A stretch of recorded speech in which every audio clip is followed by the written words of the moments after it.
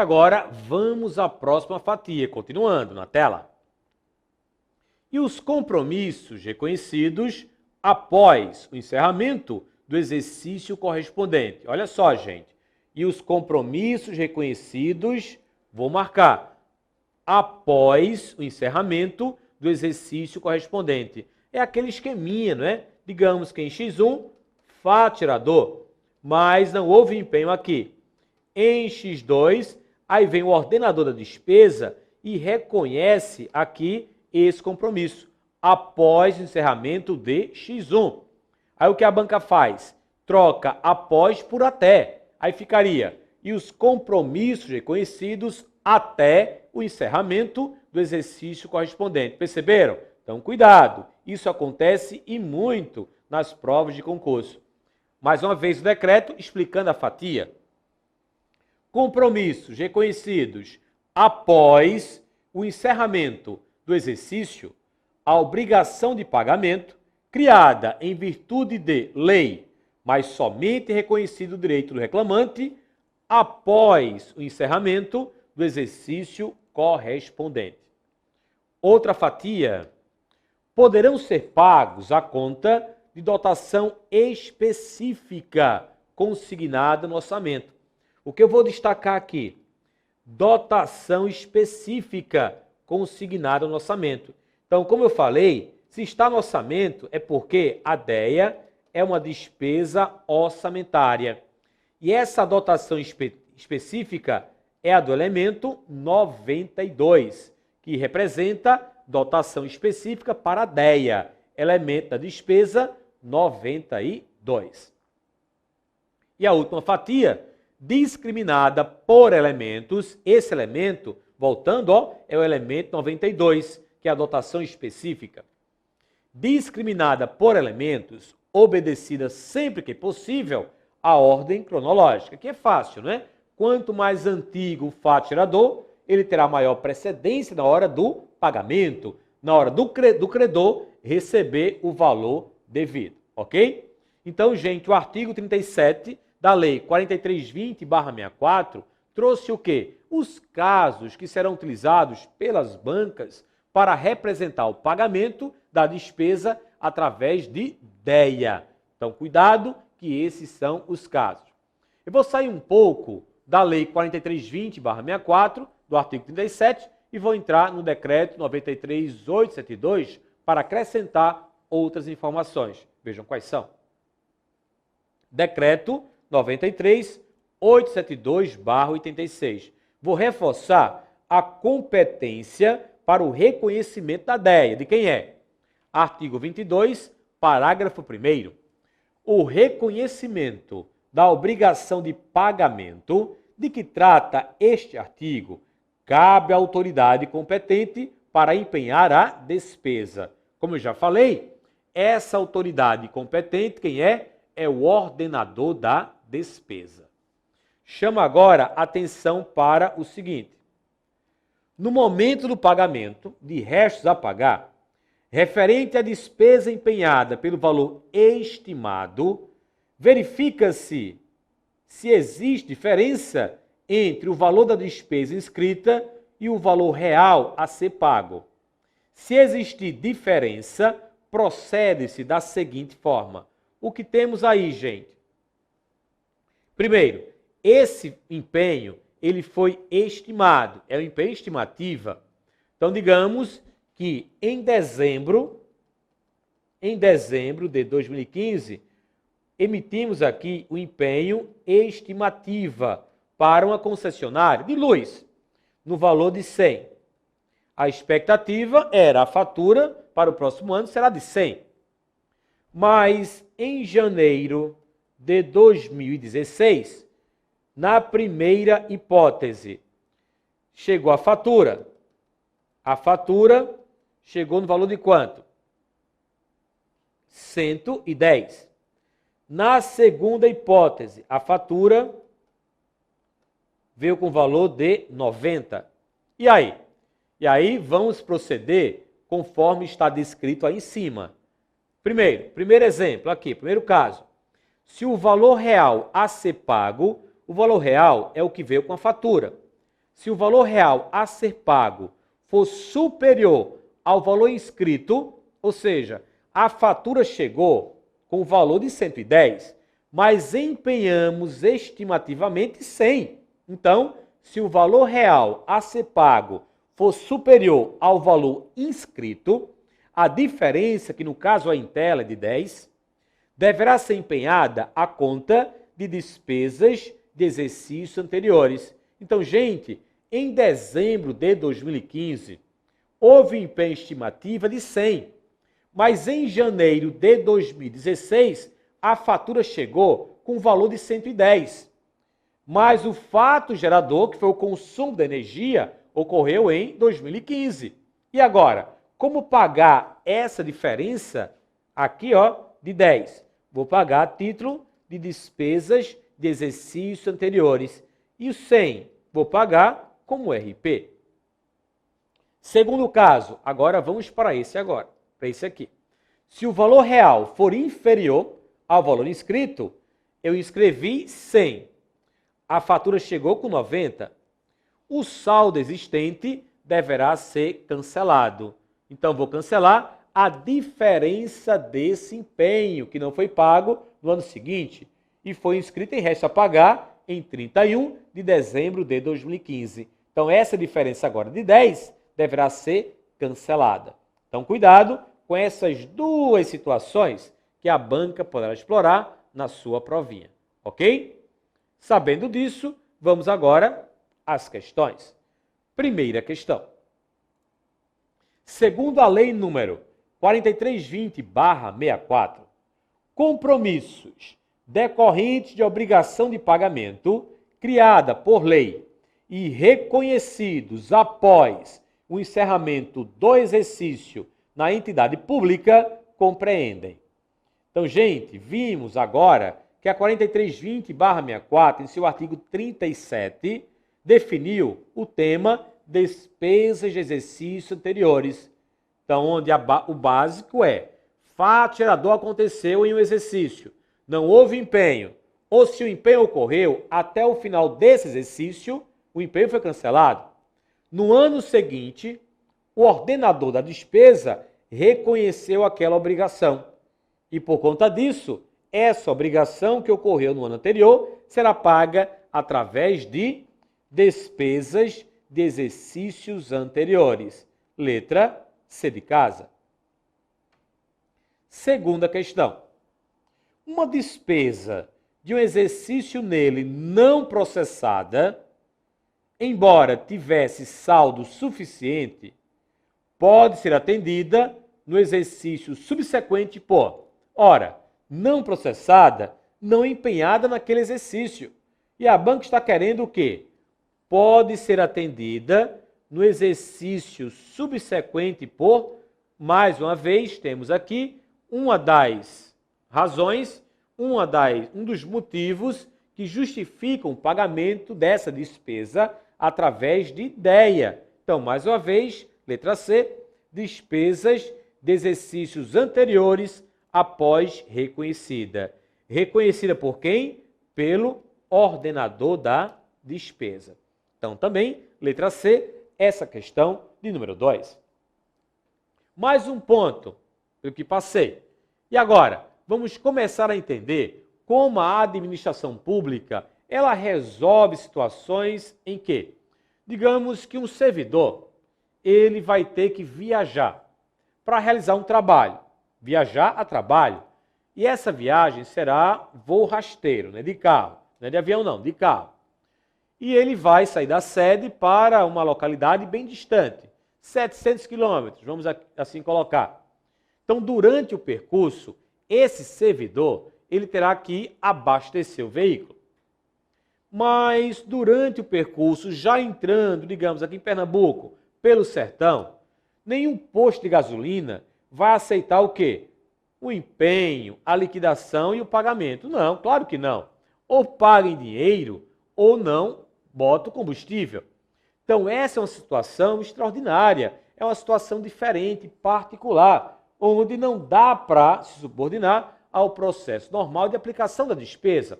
O que seria esse processo normal de aplicação? Primeiro, empenho, aí coloca combustível. Colocou combustível, fato gerador aconteceu, serviço prestado, material recebido, agora eu liquido e depois o pagamento é que iria ocorrer. Só que nesse caso, nesse exemplo que eu dei, ou você paga em dinheiro ou não terá o combustível. Mas e aí? Como resolver tal situação? A legislação, gente, ela criou e também está regulado pela Lei 4320/64, uma figurinha chamada suprimento de fundos, também conhecida como adiantamento de numerário. Suprimento de fundos ou adiantamento numerário, tanto faz. Você pode comparar com o suprimento de caixa, que acontece na administração privada. Não sei se você já teve conhecimento disso, mas na administração privada, geralmente as empresas, elas entregam a um responsável, ela vai escolher quem é, uma certa quantia, para que ele possa efetuar determinados pagamentos. E assim ocorrerá na administração pública, só que não vamos chamar de suprimento de caixa, não, e sim de adiantamento de numerário ou suprimento de fundos. Esse tema, ele merece um cuidado especial, pois o Tribunal de Contas, quando realiza lá a sua inspeção, vai direto ao adiantamento, porque isso envolve recursos, dinheiro vivo na mão de um servidor. Então existem várias regras que regulam, regras que impedem, regras que exigem a prestação de contas, regras que são rígidas e que não deverão ser desobedecidas. Se forem, o servidor vai responder pelo dano causado ao erário público, ok? Então vamos agora a esse nosso próximo assunto na tela. Adiantamento de numerário, também conhecido como suprimento de fundos. Ou você vai encontrar na prova adiantamento de numerário, ou vai encontrar como suprimento de fundos. Diante da explicação já colocada para vocês, o suprimento de fundos é caracterizado por ser um adiantamento de valores a um servidor para futura prestação de contas. Apesar de a figurinha estar demonstrando, não é essa sangria desatada que regula o suprimento de fundos, não, hein? A regra é rígida, mas o que vai acontecer? Realmente a torneira é aberta para que despesas possam ocorrer através do pagamento em numerário. Mas o detalhe, gente, olha só, eu vou entregar esse numerário a quem? A um servidor. Não posso conceder a um prestador de serviços, não. Tem que ser um servidor, uma autoridade aí competente. E detalhe, esse servidor que está aqui, ao receber o adiantamento, ele será chamado de, olha só, agente suprido. E o valor recebido pelo agente suprido, que é o servidor que recebeu o adiantamento, ele deverá ser prestado contas, não é? Para futura prestação de contas, já que esse numerário não é do servidor, é da administração pública. Ele vai representar a administração pública para a realização das despesas que não se subordinam ao processo normal de aplicação, como o exemplo que eu dei, que foi da viagem. Mas eu pergunto, o adiantamento ele vai antecipar todas as fases da despesa. Como é um caso excepcional, como é um caso que não se subordina ao processo normal da realização do gasto, será que o adiantamento é uma despesa orçamentária? O adiantamento é ou não é uma despesa orçamentária? O adiantamento, gente, sim, é uma despesa orçamentária. E sendo, Wilson, uma despesa orçamentária, os estágios são obrigatórios? O empenho, a liquidação e o pagamento? Gente, toda despesa orçamentária, toda ela, sem exceção, deverá ser empenhada, liquidada e paga. Portanto, os estágios para concessão do adiantamento de numerário, os estágios da despesa, são sim obrigatórios. O adiantamento constitui despesa orçamentária. Ou seja, para conceder o recurso ao suprido, é necessário percorrer os 3 estágios da despesa orçamentária: o empenho, a liquidação e o pagamento. Vai acontecer mais ou menos assim. Olha só, aqui temos um servidor. Esse servidor, ele vai solicitar um adiantamento. E para isso, ele vai ter que enquadrar nas situações previstas pela lei. Veremos quais são essas situações. Então, primeiro, o servidor solicitação. Ele vai solicitar a quem? Ao cara da administração. Quem é o cara? É o ordenador da despesa. O ordenador da despesa, juntamente com a sua equipe, logicamente, ele vai analisar a situação, vai enquadrar na legislação e vai autorizar ou não. Mas digamos que ele autorizou. Então ele pega aqui essa solicitação e vai autorizar. Autorização. Houve a autorização. Essa autorização vai dar suporte para que os setores competentes possam, olha só, empenhar a despesa, liquidar a despesa e pagar a despesa. Esse pagamento será feito como? Haverá transferência para a conta de quem? Do servidor. Mas não é para a conta dele, pessoal. É uma conta que foi aberta apenas com essa finalidade. Foi aberta para esse fim. E ao receber o valor nessa modalidade, havendo depósito na conta corrente aberta para esse fim, em nome do servidor, ele será agora chamado de suprido. Quando o ordenador da despesa concede o adiantamento de numerário, aqui, ó, ele automaticamente já vai definir o prazo para 1. Aplicação. Gastar. 2. Prestação de contas. Veremos quais são esses prazos. Mas o que vai acontecer é isso. O servidor solicita, enquadrando a sua situação dentro daquilo que a legislação permite. Encaminha para quem? Para o ordenador da despesa, que vai analisar. Se ele concordar, ele vai autorizar. A partir daí, a despesa será empenhada, liquidada e paga.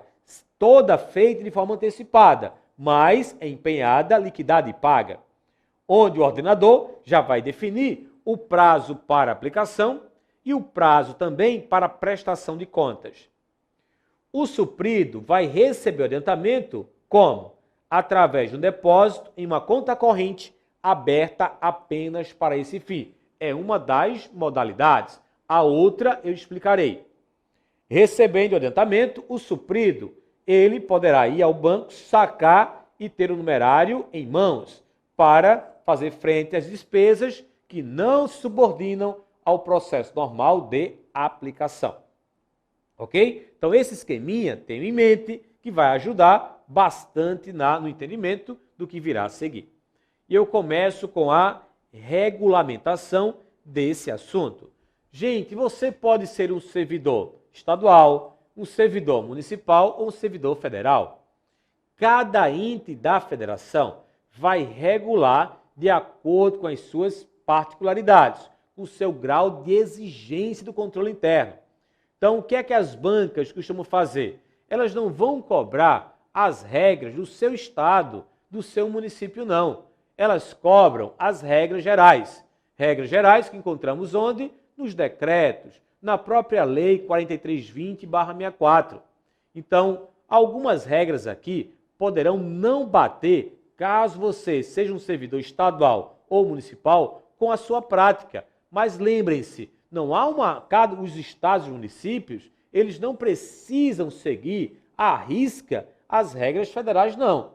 A regra federal é geral, mas cada estado, cada município, de acordo com o grau de exigência do seu controle interno, criarão suas próprias regras, ok? Isso aí, esse entendimento, é cobrado sim em provas de concurso. Por isso, assim eu coloquei no nosso material, na tela. Regulamentação. Cada ente da federação deve regulamentar o seu regime de adiantamento, observando as peculiaridades de seu sistema de controle interno, de forma a garantir a correta aplicação do dinheiro público. Eu falei para vocês que o adiantamento ele será concedido como? Eu vou transferir um valor para a conta do favorecido. Não é para a conta pessoal, em aquele que ele recebe lá o seu salário. Não. É uma conta que foi aberta apenas para isso. Essa é uma modalidade. Mas há uma outra modalidade também que possibilitará a concessão do adiantamento. Quais são as modalidades? Vamos ver? Existem dois tipos. O primeiro, depósito em conta corrente aberta para esse fim, por meio do qual o servidor usa os recursos em cheque ou dinheiro no limite estabelecido em nome do suprido, com regras previstas para sua prestação de contas. Então, o que temos aí? Essa conta não é uma conta pessoal do servidor, não é? É uma conta aberta para esse fim. E ele poderá fazer o quê? Ou sacar em dinheiro ou utilizar cheque para realizar o gasto. Mas veremos que a legislação estabelece limites para a concessão do adiantamento. Essa conta, ao ser aberta, será feita em nome do suprido. E você já sabe que o suprido é aquele servidor que recebeu o adiantamento de numerário. Essa concessão, ela será amparada pelas regras previstas para a sua prestação de contas. Esse valor recebido pelo suprido deverá, sim, ser prestado contas de tudo aquilo que ele fez. Então, esse é o primeiro tipo, essa é a primeira modalidade. Mas há também, gente, a possibilidade da concessão do adiantamento de numerário, e aí vem a segunda, né? Ocorrer através do chamado cartão corporativo. Cartão de pagamento é o cartão magnético em nome do portador, indicado / autorizado pela administração, com limites estabelecidos e regras para sua prestação de contas. É o chamado cartão de pagamento do governo federal. É exatamente essa figurinha aí que está aparecendo. Mas o Wilson é igualzinho ao meu, se o seu for do Banco do Brasil. E é exatamente isso, gente. Pois, como eu falarei mais adiante, o Banco do Brasil, e somente ele, é a instituição financeira responsável pela operacionalização do cartão de pagamento do governo federal. Detalhe, esse cartão de pagamento sairá em nome do portador. Quem é o portador? É o suprido, indicado / autorizado pela administração. Quem é esse pela administração? É o ordenador da despesa. Também possui limites estabelecidos e regras para a sua prestação de contas. Então, cuidado, hein? Se a banca colocar lá na sua questão, o adiantamento de numerário só poderá ser concedido através de depósito em conta corrente aberta para esse fim. Você já saberá que essa afirmação está incorreta, porque também há possibilidade de ser concedido através do cartão de pagamento do governo federal, ok? Esse assunto também foi regulado pela Lei 4320/64, onde temos aí a base das regras para a concessão do adiantamento de numerário. Então, vamos ter que ir à lei na tela. Lei 4320/64. Fundamentação legal, artigo 68. O que é que eu vou fazer? Vou ler o artigo, depois explicarei parte a parte, como eu faço sempre, não é? Então, primeiro a leitura, depois a explicação. Leitura. O regime de adiantamento é aplicável aos casos de despesas expressamente definidos em lei e consiste na entrega de numerário a servidor, sempre precedida de empenho na dotação própria, para o fim de realizar despesas que não possam subordinar-se ao processo normal de aplicação. Depois da leitura, agora vamos aos destaques do artigo 68. Primeira fatia. O regime de adiantamento é aplicável aos casos de despesas expressamente definidos em lei. Então, gente, o regime de adiantamento, também conhecido como suprimento de fundos. O adiantamento deve ser considerado uma exceção à regra. A regra qual é? Eu empenho, liquido e pago. O adiantamento não é a regra, é a exceção. E ele só poderá ser concedido nos casos de despesas expressamente definidos em lei. Então, cuidado. Aí vem a banca e coloca, o adiantamento é a regra para a realização da despesa. Não, não é a regra, é a exceção. Aí vem a banca e coloca, o adiantamento poderá ser concedido para qualquer tipo, para realizar qualquer tipo de despesa. Também não, somente aquelas expressamente definidas em lei. Então, destaques da primeira fatia. Mais uma. E consiste na entrega de numerário a servidor. Gente, na entrega de numerário. Nesse caso aqui, vamos marcar na entrega de numerário quando a transferência desse numerário para a conta corrente aberta para esse fim, em nome do servidor. Então, só quem pode receber o adiantamento é um servidor. Não poderá um estagiário receber. Não pode um prestador de serviços, não. Somente o servidor. Ou uma autoridade. Veremos mais adiante. Ou um servidor ou uma autoridade. Então, consiste na entrega de numerário a servidor. Mais uma fatia. Sempre precedida de empenho na dotação própria. Sempre precedida de empenho. Não esqueçam que o adiantamento é uma despesa orçamentária. E como tal, ela deverá ser empenhada, depois liquidada, depois paga, obedecendo a essa ordem. Logicamente que vamos antecipar tudo, não é? Porque o fato gerador ainda nem aconteceu.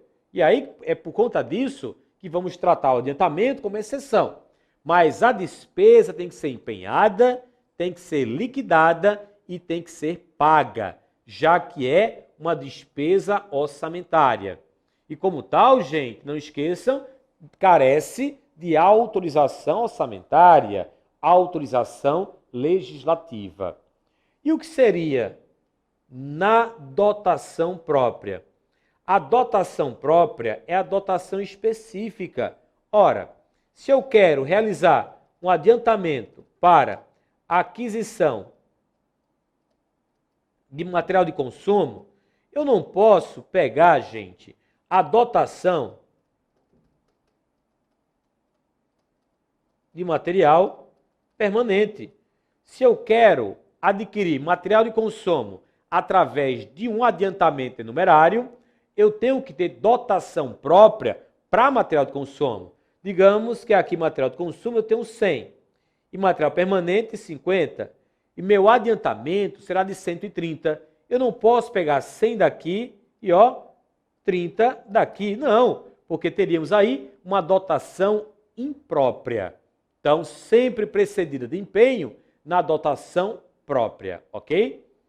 E a próxima fatia, daqui a pouquinho, quando eu voltar. Até já.